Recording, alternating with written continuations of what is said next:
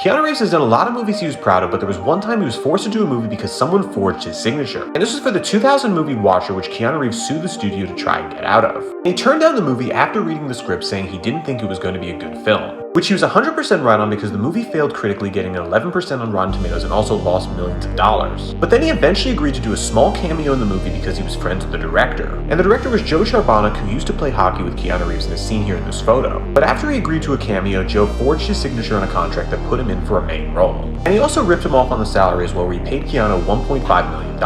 Which may seem like a lot, but he was paid much less than James Spader, who was also in the movie, was paid $3.5 million. This was actually a pretty big pay cut for Keanu Reeves, who was paid $45 million for The Matrix, with $10 million up front and $35 million on the back end. But when Keanu Reeves tried to get out of the movie Watcher, he was threatened with a lawsuit for millions of dollars. He agreed to do it to avoid spending months in court, as well as spending hundreds of thousands in legal fees. So Keanu did the movie, but years later he called it a blip in his career that he'd like to forget.